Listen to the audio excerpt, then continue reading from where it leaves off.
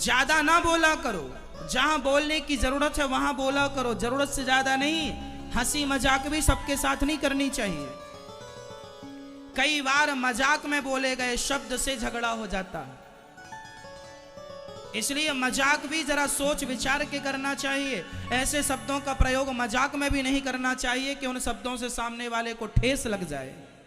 ये देखो गवाह तुम्हें शास्त्र गवाही दे रहे हैं, अरे गहरे नथु खैरे की हम बात ही नहीं कर रहे हैं।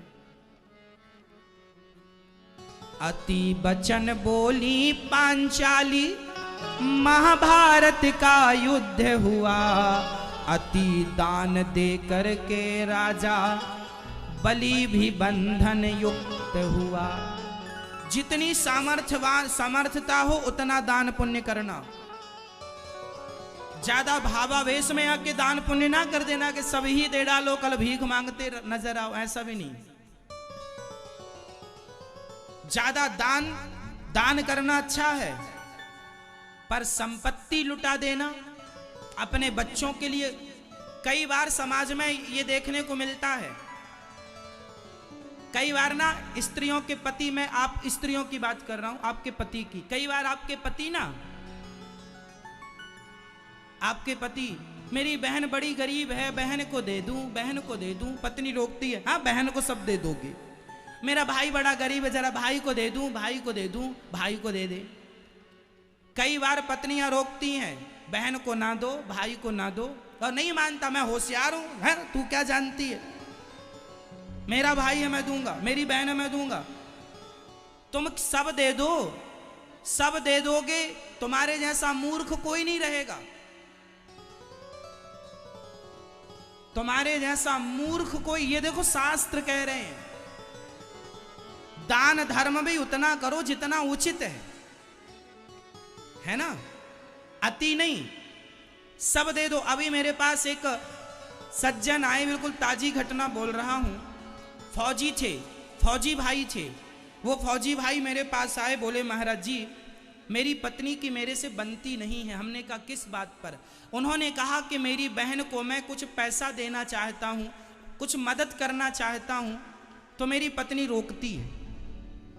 मैंने कहा ये बताओ, आपकी पत्नी रोकती है तो आपकी पत्नी क्या गलत कह रही है?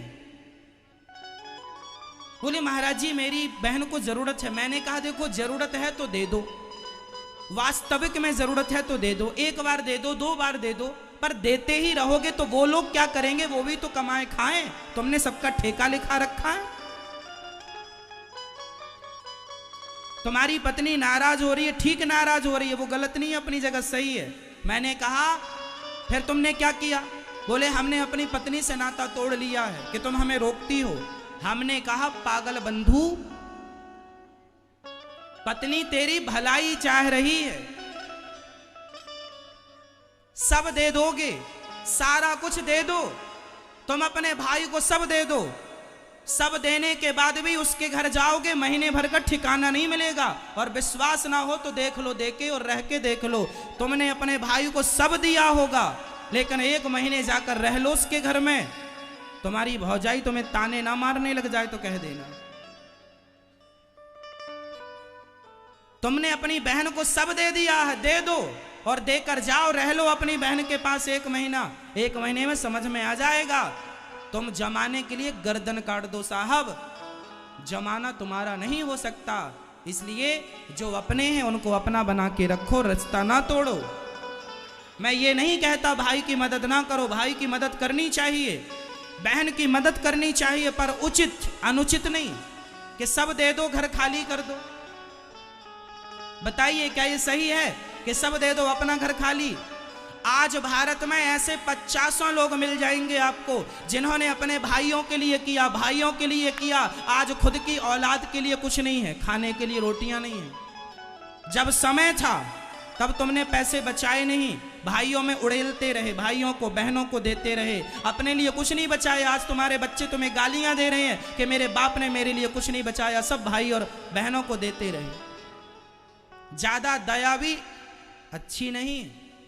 इसलिए शास्त्र हमारी आंखें हैं, शास्त्र हमारा विवेक है। उचित सब कुछ ठीक लगता है, अनुचित कुछ भी ठीक नहीं लगता।